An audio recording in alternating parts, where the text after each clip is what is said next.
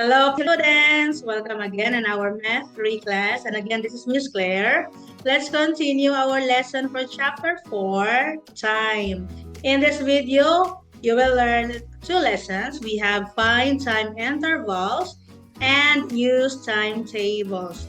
Are you familiar with these lessons P3? Okay.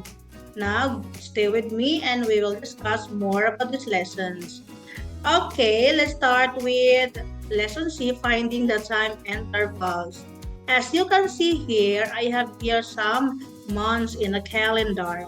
Kaz is making a calendar. She has finished making it for these 8 months. So, as we had learned before that a year is consists of 12 months. So, what are the 4 months that she not made yet?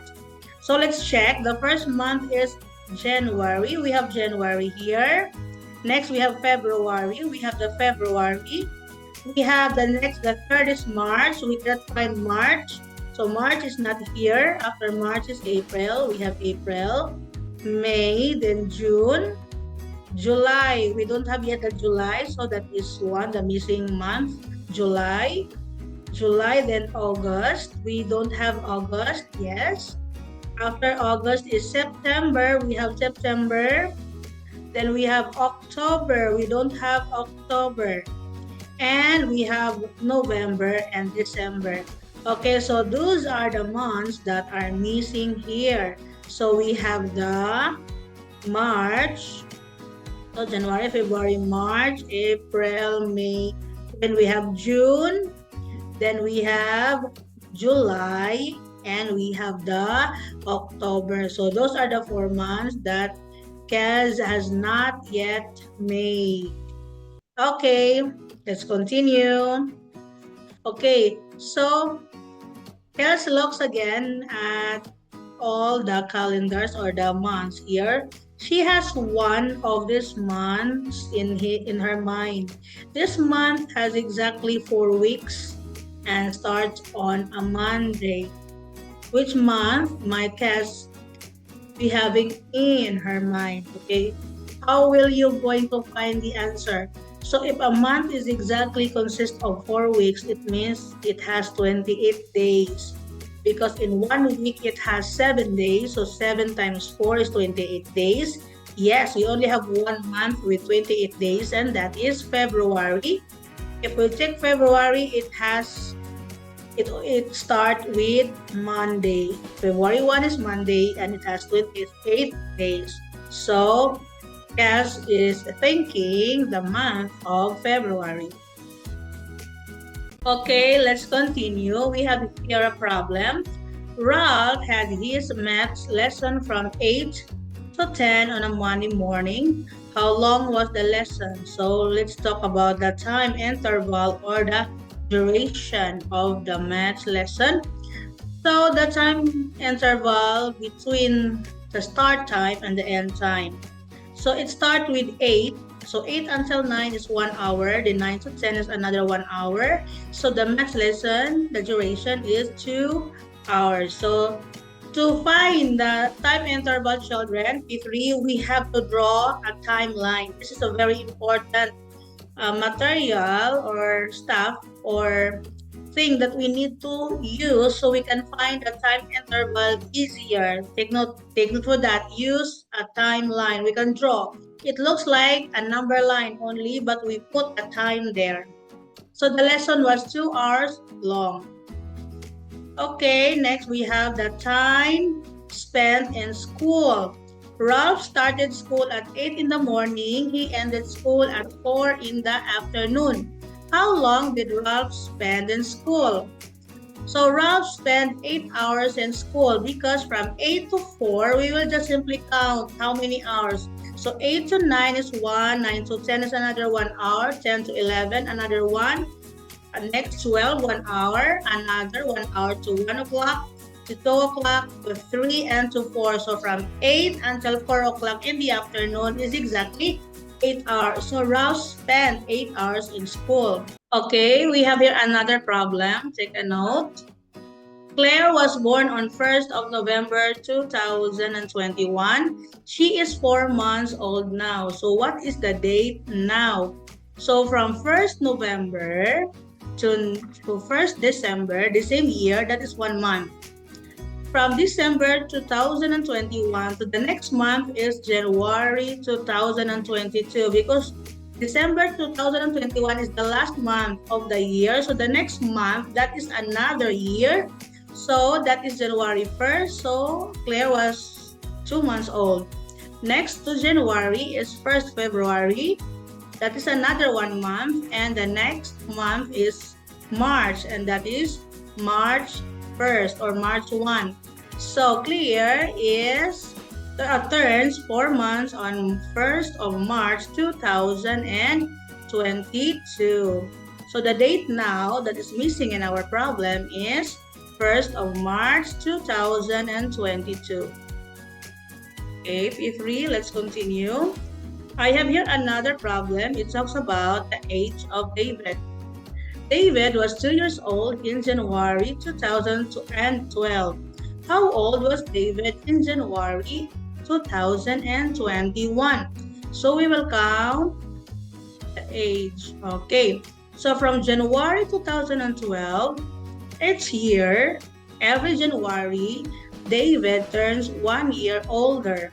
So let's count January 2013, 1 year old, January 2014, 2 years old, January 2015, 3 years old, January 2016, 4 years old, January 2017, that is already 5 years old, January 2018, another year older, January 2019, another year, January 2020, another year, and January 2021, another year. So how long, how many years is that?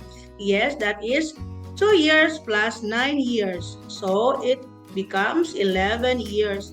So David now was 11 years old in January 2021. So that was in the year 2021. So how about this year? We are already in 2024. So how old is David right now, including the months? So we will count the years and the months. So if you know the answer, P3, you can share your answer during our class.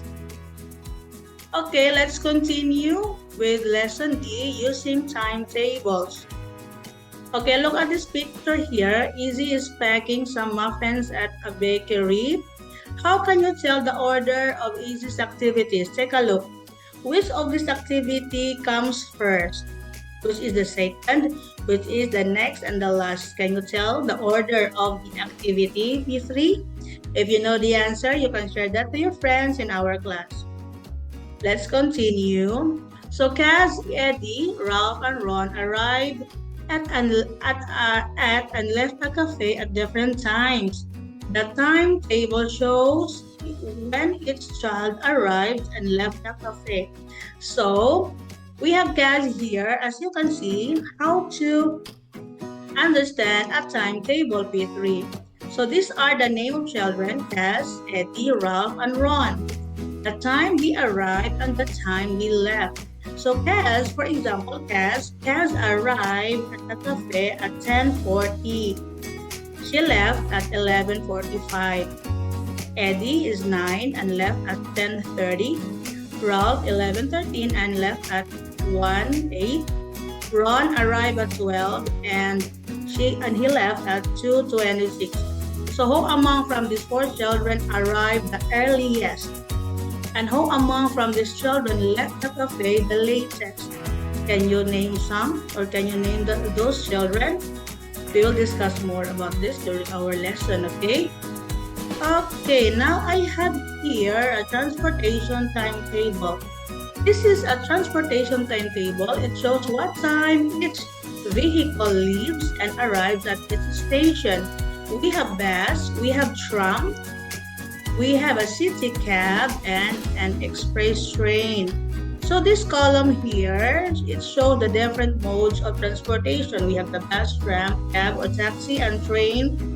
This column here, it shows the bus leaves a fabulous town at 7:50 in the morning. So that time shows all about the fabulous town.